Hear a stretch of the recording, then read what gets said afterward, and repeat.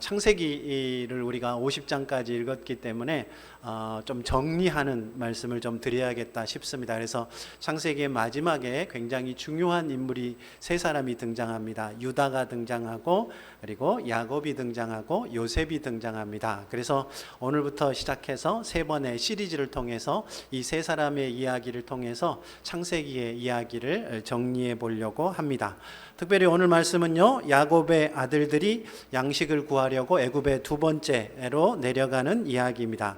첫 번째 내려갔을 때 요셉은 자신이 누구인지를 형들에게 밝히지 않고 형들을 정탐꾼, 그러니까 스파이로 몰아갑니다. 그러자 형들이 자신들이 스파이가 아니라는 것을 증명하기 위해서 자신들의 가족에 대해서 상세히 이야기를 하는데, 그 와중에 동생이 하나 있다라는 말을 하죠. 그러자 그 얘기를 딱 들은 요셉이 이렇게 얘기합니다. 그 동생을 데리고 오면 내가 너희 말을 믿어주겠다. 그런데 너희를 아직은 믿을 수가 없으니까 형제 중에 하나를 인질로 남겨놓고 양식 얼마를 가지고 가서 동생을 데려와라. 그러면 내가 양식을 더 주겠다. 이렇게 이야기가 진행이 됩니다. 그래서 시므온이 혼자 인질로 잡혀 있고요. 이 형들은 양식 얼마를 가지고 집으로 돌아오게 됩니다. 그래서 이제 집으로 돌아와서 아버지에게 얘기하죠. 사정이 이만저만해서 베냐민을 함께 데려가야겠습니다. 그러면 시므온도 찾아올 수 있고 양식도 넉넉히 가져올 것 같습니다. 그랬더니 야곱이 그래, 베냐민을 데리고 가라 그랬죠. 어림도 없는 소리 하지 말아라 라고 이야기합니다. 거부하는 이유는 우리 모두 잘 알고 있습니다. 자신이 정말로 사랑했던 부인 라헬이 낳은 아들이 둘이 있었죠. 하나는 요셉이고 하나는 막내 베냐민입니다. 그런데 그토록 사랑하던 부인 라헬이 이 베냐민을 낳다가 죽지요. 그리고 라헬이 낳은 첫 번째 아들 요셉도 형들이 몰래 노예로 팔아버려서 야곱은 죽은 줄 알고 있었습니다.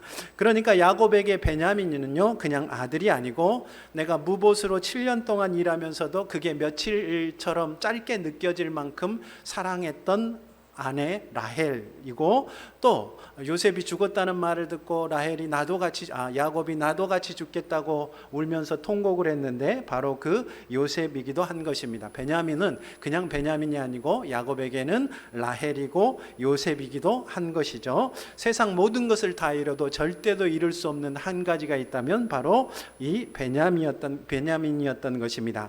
그러니까 야곱은요, 아무리 기근이 심해도 또 다른 아들 시므온이 애굽의 인질로 잡혀 있다고 해도 베냐민만은 내어 보낼 수가 없었습니다.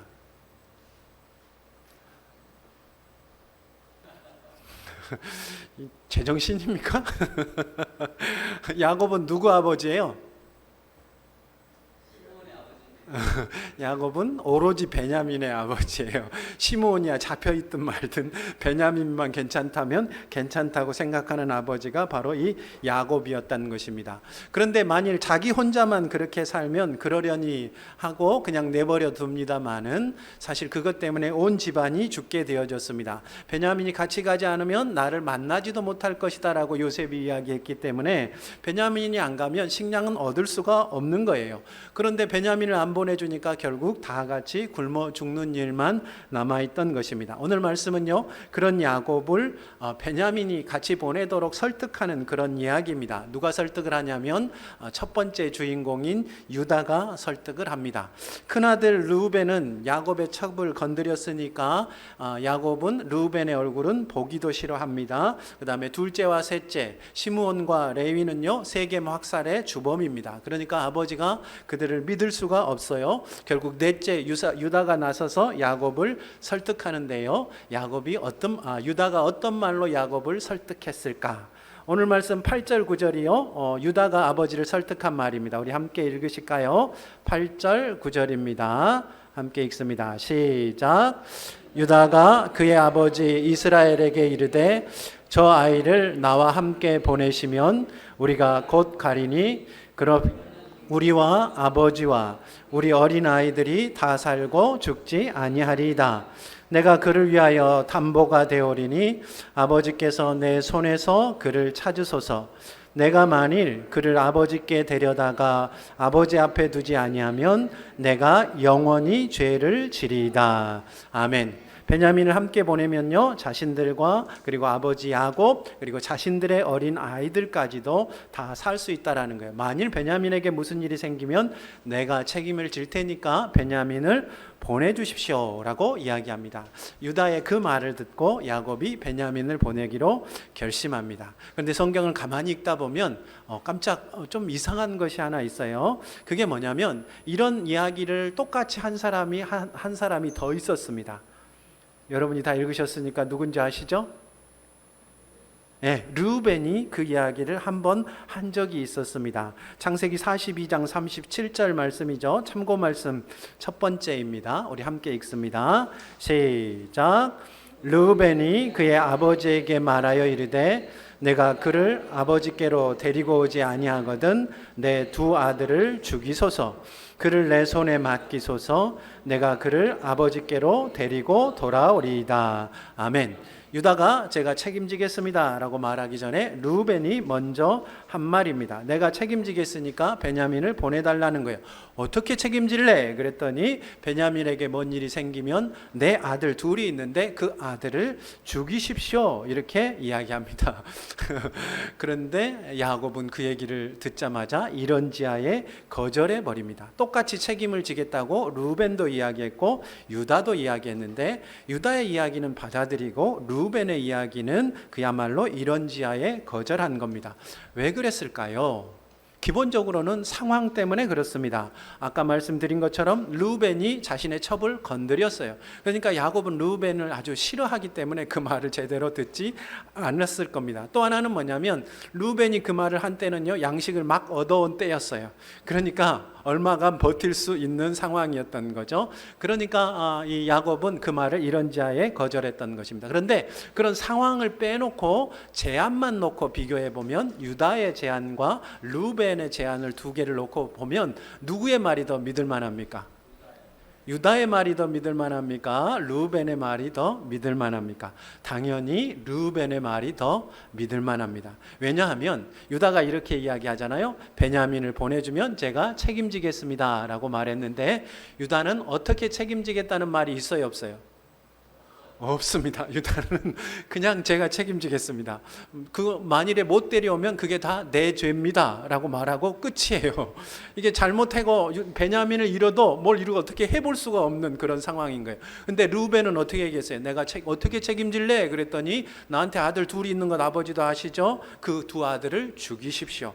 생명을 걸고 지금 담보하고 있는 것입니다. 그러니까 확실하게 유다의 말보다는 르우벤의 말이 훨씬 더 믿을 만한 그런 이야기라고 할 수 있는 것입니다. 그런데도 불구하고 야곱이 르우벤의 이야기를 이런지하에 거절한 것, 이유가 무엇일까요? 그걸 오늘 말씀에서 우리가 한번 깊이 좀 생각을 해 보려고 합니다. 사실은 르우벤의 말에 확실히 책임지겠다는 이 말이 사실은 문제가 되고 있는 것입니다. 르우벤은 베냐민에게 무슨 일이 생기면 자신의 두 아들을 죽이라고 했습니다. 자신이 얼마나 이 일을 확실하게 책임질 것을 보여준 거죠. 그런데 그 말은 생각하면 생각할수록 굉장히 불쾌한 말입니다. 여러분 가만히 한번 생각해 보십시오. 베냐민이 잘못되면 내 두 아들을 죽이시면 됩니다 이렇게 이야기하는 거예요. 그런데 아무리 야곱이 냉혈한이라도 자기 손주들을 자기가 죽일 수 있습니까, 없습니까? 그렇죠. 이 손주들을 죽이면 누가 제일 마음이 아파요? 죽인 사람이 아니고 르우벤이 제일 마음이 아파요. 그런데 그 르우벤은 누구 아들이에요? 야곱의 아들이란 말이에요. 자기 아들이 마음 아플 걸 뻔히 알면서 손주들 둘을 죽인다? 이거는 도무지 있을 수 없는 이야기입니다. 그런데 르우벤이 지금 아버지한테 뭔 얘기를 하고 있는 거예요? 내 아들 둘을 죽이십시오 라고 이야기합니다. 그 얘기는 뭐예요? 르우벤은요, 아버지 야곱이요, 아버지라고 생각을 하지, 그렇죠, 남에게 하듯이 이야기하는 거예요. 내 아들, 당신의 아들의 문제가 생기면 내 아들을 죽이셔도 됩니다. 그 얘기는 뭐냐면 둘 사이가 아버지와 아들 사이가 아니라는 것을 전제로 한 말이라고 할 수 있습니다. 당신은 아버지이긴 하지만 아버지에 대해서는 아무것도 모르는 사람입니다 하는 그 생각들이 르우벤의 말에 밑바탕에 깔려 있는 것입니다. 근데 여러분 그거 아십니까? 아버지가 뭔지에 대해서 제일 모르는 사람이 누구예요? 르우벤이 아버지가 뭔지에 대해서 제일 모릅니다. 뭘 보면 알 수 있냐면 르우벤이요, 만일에 베냐민이 잘못되면 누구를 죽이라 그래요? 내 아들 둘을 죽이라고 해요. 세상에 어떤 아버지가 자기 말을 담보하기 위해서 자기 아들들의 생명을 겁니까? 그게 아버지예요? 여러분이라면 그렇게 하실 거예요? 내가 이 일을 책임지지 못하면 내 아들 죽이시면 됩니다, 이러실 거예요? 아니면 내 아들 살리기 위해서 나를 죽이시면 됩니다, 이러실 거예요? 아버지라는 존재는 절대로 아들들의 생명을 걸고, 아무리 확실하더라도 아들들의 생명을 걸고 무언가를 장담하는 존재가 아닙니다. 그러니까 아버지에 대해서 정말로 모르는 사람은 지금 누구예요? 르우벤이에요. 르우벤이 왜 그런 아버지가 됐을까요? 보고 배웠기 때문에요. 누구한테? 야곱을 보고 배운 것이 르우벤에게 그렇게 한 거예요. 아버지 야곱이 자식들을 제대로 사랑하지 않았어요. 그러니까 그 모습을 보고 자란 큰아들, 가장 가까이서 그걸 본 이 르우벤은 똑같이 아들 사랑하는 것이 그 속에 배어있지 않았다라고 이야기할 수 있습니다. 나쁜 아버지를 보고 자란 자녀들은요, 자신도 나쁜 아버지가 됩니다. 인생은요, 이렇게 비극이 계속해서 유전되는 거예요. 여러분, 그러니까요, 혹여 여러분이 나쁜 아버지를 보고 자랐더라도 우리는 절대로 나쁜 아버지가 되지 않기로 결단하셨으면 좋겠습니다. 여러분, 한번 나는 나쁜 아버지를 보고 자랐다 하시는 분이 있으시면 마음에 손을 한번 들으세요. 저도 나쁜 아버지를 보고 자랐는지 어떤지 모르겠는데 그러셨죠? 그 손 내리지 마시고 이 시간에 결심하십시오. 나는 나쁜 아버지를 보고 자랐지만 절대로 나의 아들에게는, 나의 자녀들에게는 나쁜 부모가 되지 않겠습니다. 이 시간 하나님 앞에 결단하셔서 우리의 인생이 반복되면 반복될수록 계속해서 유정되어지는 이 비극의 고리를 끊어내시는 저와 여러분 되시기를 우리 주님의 이름으로 축원합니다. 아멘.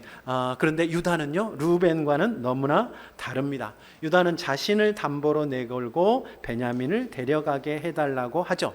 그러면 어떻게 됩니까? 자신뿐만 아니라 야곱, 그리고 자신들의 아이들까지도 다 살 수 있다라고 유다가 이야기합니다. 지금 유다는요, 자신의 생명으로 자신의 어린 아이들을 살리자라고 말을 하고 있는 거예요. 이게 누구의 마음이라고요? 아버지의 마음입니다. 유다는 야곱이 베냐민을 내놓으려고 하지 않는 그것 역시도 아들을 지키려는 아버지의 마음이라는 것을 알아봅니다. 그래서 야곱의 아버지의 마음에다가 자신도 아버지의 마음을 가지고 있다라는 그 마음으로 호소를 하는 거예요. 자신 역시 자신의 생명으로 어린 아이들을 지키고자 하는 아버지이기 때문에 당신이 그렇게 지키고자 하는 당신의 아들 베냐민을 지켜주겠습니다. 당신이 베냐민의 아버지이고자 하는 것처럼 나도 내 아이들의, 나의 어린 것들의 아버지입니다. 내가 아버지인 당신의 마음을 모르겠습니까?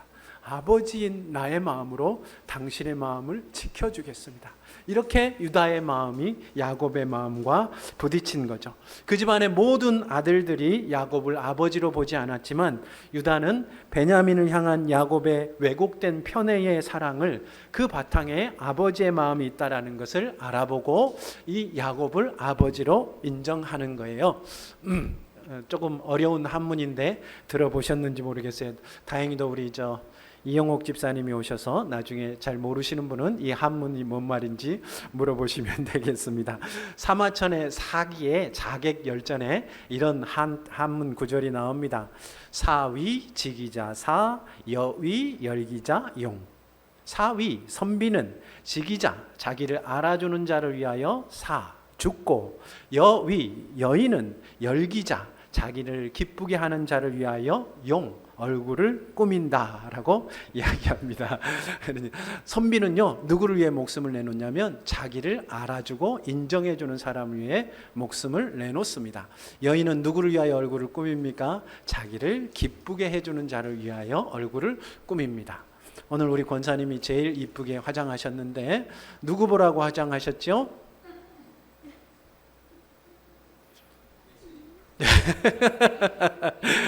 그런 겁니다. 여인은요 자기를 기쁘게 하는 지하여 얼굴을 꾸밉니다. 야곱은요 유다가 자기의 마음을 알아주고 이해하니까, 자기가 아버지이기 때문에 그렇다라는 것을 알아주니까 그 상황에서 자기의 생명 같은 베냐민을 내놓습니다.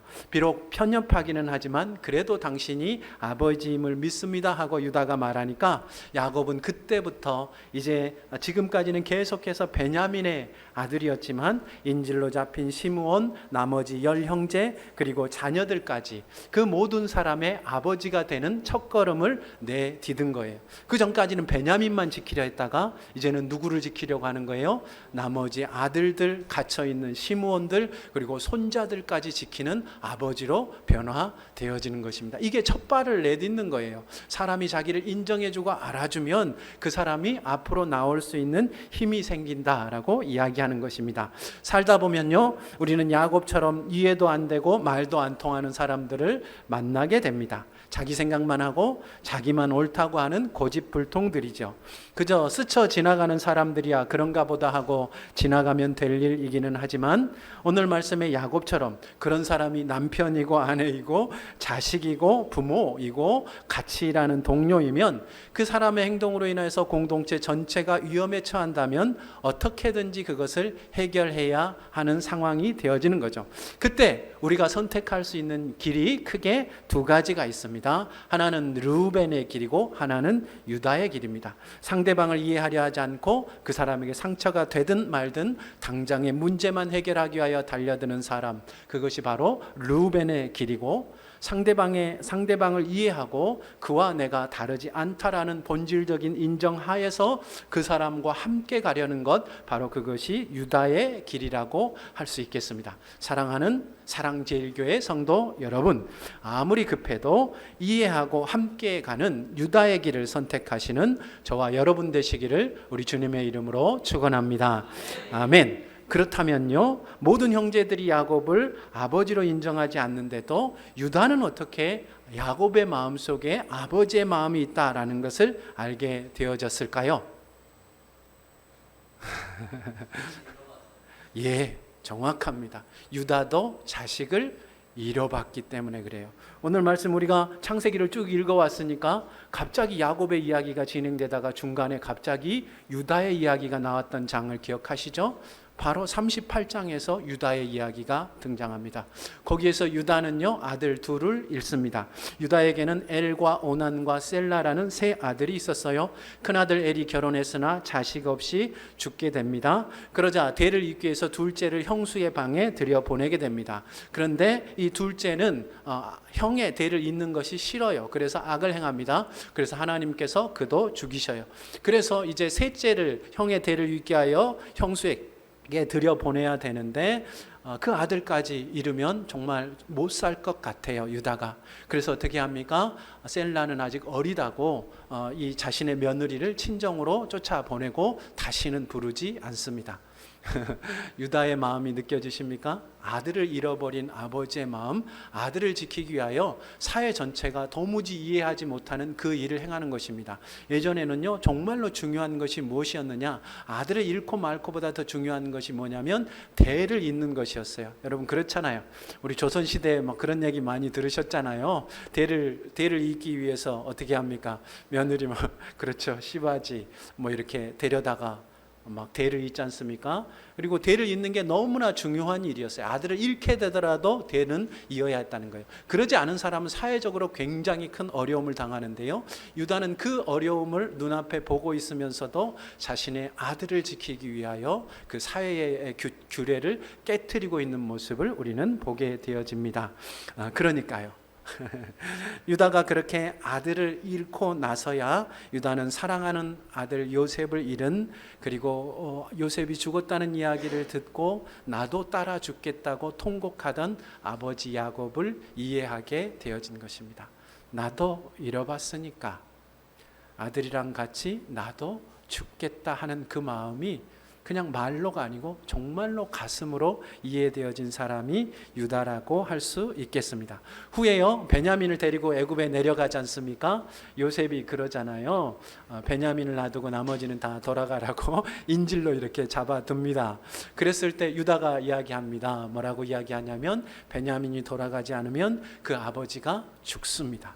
베냐민의 생명과 아버지의 생명이 연결되어져 있습니다. 그러니 나를 인질로 잡으시고 베냐민은 보내주십시오라고 이야기합니다. 유다는 정말로 아버지 야곱에게 약속한 대로 아버지의 심정으로 내가 베냐민을 지키겠습니다 하는 그 약속을 그대로 지킨 거예요. 뭐 때문에 가능했을까요?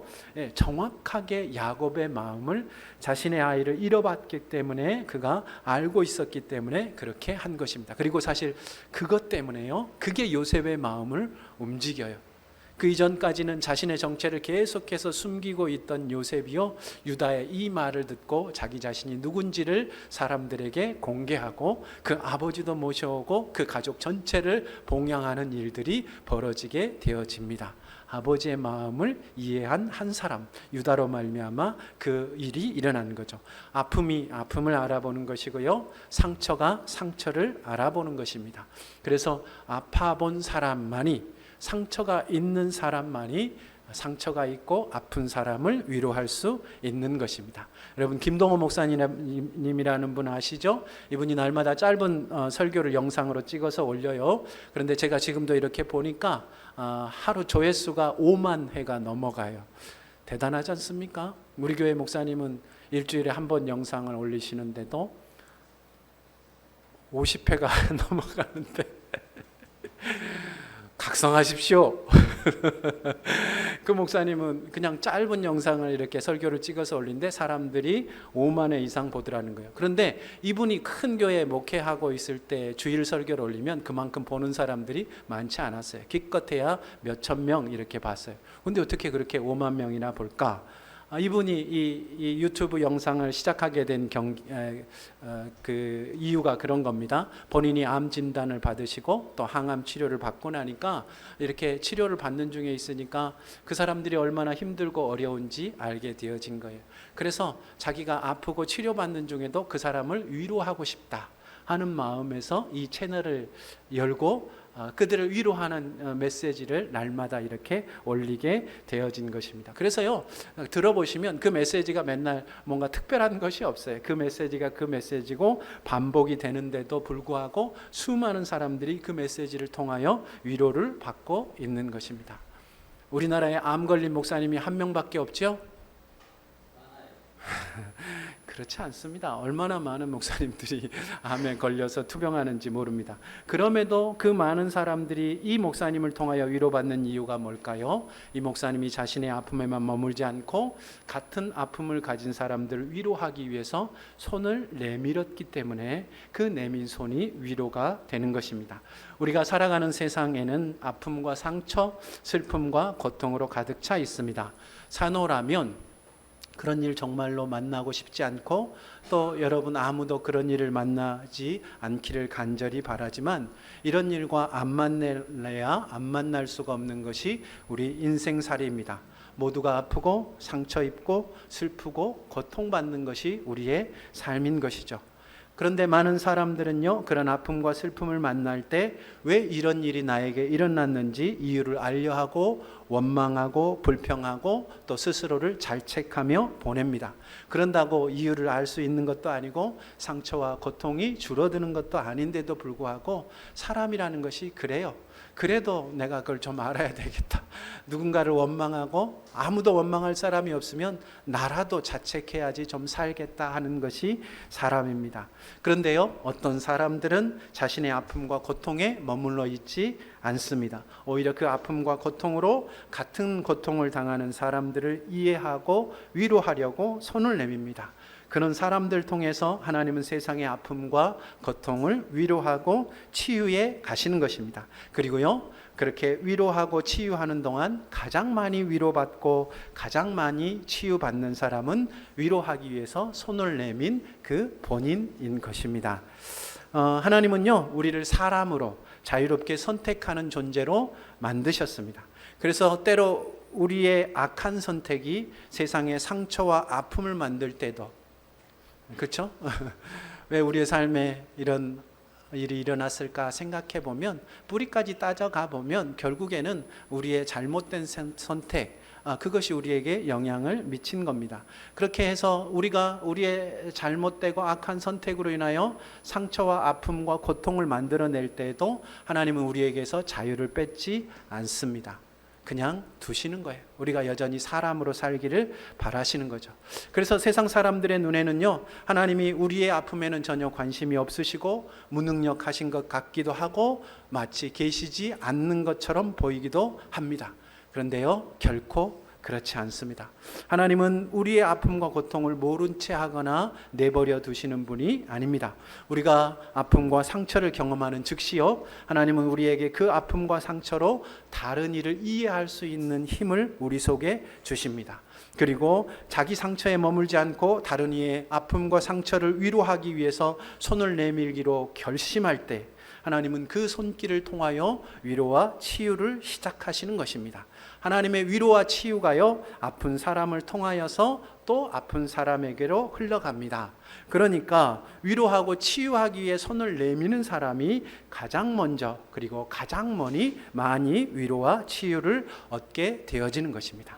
아들을 잃은 유다가 아들을 잃은 야곱을 이해하고 위로하기 위해 손을 내민 것이 그토록 고통스럽던 야곱의 가정, 아버지와 아들이 서로를 인정하지 않고 싸우고, 그리고 아들과 아들끼리 서로를 죽이려 하고 팔려고 하는 그 상처투성이의 가정을 해결하는 실마리가 되어지는 것입니다.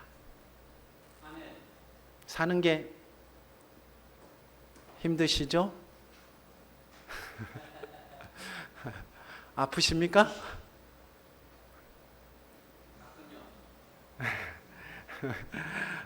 예전에 어느 드라마에서 다모라는 드라마였던 것 같아요. 그죠? 그 남자 주인공이 여자 주인공한테 아프냐? 나도 아프다. 그랬던 거 기억나는데 말이죠. 우리가 살아가는 게 아프고 힘든 것이 사실입니다. 여러분, 그렇더라도 원망하고 불평하고 자책하며 여러분의 세월을 흘려보내버리지 마십시오. 오히려 그 어려움과 상처를, 같은 어려움 당하는 사람을 이해하고 돕기 위해 손을 내미는 그런 힘으로 사용하시기 바랍니다. 그리하여서 아프고 상처 입고 슬프고 고통당하는 세상 싸매시고 어루만지시는 하나님의 손길 되시기를 우리 주님의 이름으로 축원합니다. 아멘. 유다의 설득에 대한 야곱의 반응 한번 살펴보고 말씀을 마치려고 합니다. 13절, 14절 말씀입니다. 13절, 14절 말씀 함께 읽습니다. 시작. 내 아우도 데리고 떠나 다시 그 사람에게로 가라. 전능하신 하나님께서 그 사람 앞에서 너희에게 은혜를 베푸사 그 사람으로 너희 다른 형제와 베냐민을 돌려보내게 하시기를 원하노라. 내가 자식을 잃게 되면 이르리로다. 아멘. 유다의 설득에 드디어 마음을 연 야곱이 베냐민을 내어놓습니다. 그러면서 하나님께 베냐민과 인질로 잡혀있는 시므온을 무사히 돌아오게 해달라고 은혜를 구합니다. 그리고 마지막으로 한마디를 덧붙였는데 그게 오늘 말씀의 제목입니다. 내가 자식을 잃게 되면 이르리로다. 평생 동안 자기 손에 쥐고 금이야 오기야 뭔 일이 생길까봐 이렇게 쥐고 있던 이 아들을요, 이제 누굽니까? 유다에게 딸려 보내면서 하나님 앞에 내어 맡기는 것입니다. 그런데 이렇게 손을 놓고 내어 맡기고 하나님 앞에 내어 맡기는 이 결정이 그 자식을 살리는 결정이 되어집니다. 베냐민을 내어 놓았기 때문에 자식들이 애굽의 양식을 구하러 애굽에 내려갈 수 있었고, 베냐민을 형제로 대하는 형들의 태도를 보고 요셉의 마음이 바뀔 수 있었고, 야곱까지 애굽으로 내려가 그토록 사랑하던 잃어버린 아들 요셉까지 만나게 됩니다. 그래서 그 가뭄 중에도 야곱과 그의 모든 아들들, 그들의 자손들까지 민족을 이룰 만큼 애굽에서 번성하게 되어지는 것입니다. 사실 하나님께서는요, 이미 야곱과 그의 가족을 위한 계획을 진행하고 계셨던 거예요. 그렇죠? 날마다 기근이 더해갈수록 도대체 하나님은 왜 우리를 이렇게 외면하실까? 왜 내버려 두실까? 그게 아마 야곱의 고민이었을 겁니다. 그죠? 아들 아내 뺏어 가시더니, 아들 요셉 뺏어 가시더니 이제 베냐민마저 뺏어 가시는구나 하는 그 원망이 그의 마음에 가득했을 거예요. 근데 사실은 하나님께서는요, 이미 그 가족을 위하여서 계획을 진행하고 계셨던 겁니다. 계획의 핵심이 누굽니까? 요셉이죠. 20년 전에, 그 땅에 가뭄이 오기도 전에 야곱을 비롯하여 그 아들 누구도 20년 후에 그렇게 혹독한 가뭄이 올지 아무도 생각하지 못할 그 즈음에 하나님께서는 야곱의 사랑하는 아들을 애굽으로 보내십니다. 그래서 그 아들과 그 자손들까지 다 먹여 살릴 준비를 20년 동안 하게 하신 거예요. 하나님의 놀라운 계획하심. 그걸 어떻게 야곱이 만나게 됩니까? 자신의 손에 그렇게 붙들고 있던, 금이 아오기야 절대로 놓을 수 없다고 했던 그것들을 하나님 앞에 내어드리자. 하나님, 내가 이제 이 아들을 주님께 내어드립니다. 만일 이 아들을 잃게 되면 제가 잃겠습니다 하고 하나님 앞에 온전히 내어 맡겨드릴 때, 야곱은요, 하나님께서 그 전부터 20년 전부터 자신과 자신의 아들들 그리고 자신의 자손들을 위하여 준비하고 계신 그 놀라운 구원 계획을 만나게 되어진 것입니다. 그래서 그 민족이요, 그 사람들이요, 민족을 이루고 나라를 이루고 지금까지 수천 년 동안 저 떵떵거리고 저렇게 살고 있지 않습니까? 단 하나, 내어 맡기고 내어 드리는 그 일을 통하여 그 일이 이루어졌다라고 이야기하고 있는 것입니다. 하나님께서 저와 여러분의 20년 후 먹고 살 것을 준비해 두고 계심을 믿으시기 바랍니다. 걱정 마십시오. 정말로 믿으시기 바랍니다. 어디 20년 후뿐이겠습니까? 하나님은 우리의 영혼까지 준비해 두고 계심을 믿으시기 바랍니다. 믿으신다면 이제부터 여러분의 가장 소중한 것이라도 하나님께 내어 맡기는 삶 사시기를 우리 주님의 이름으로 축원합니다. 아멘.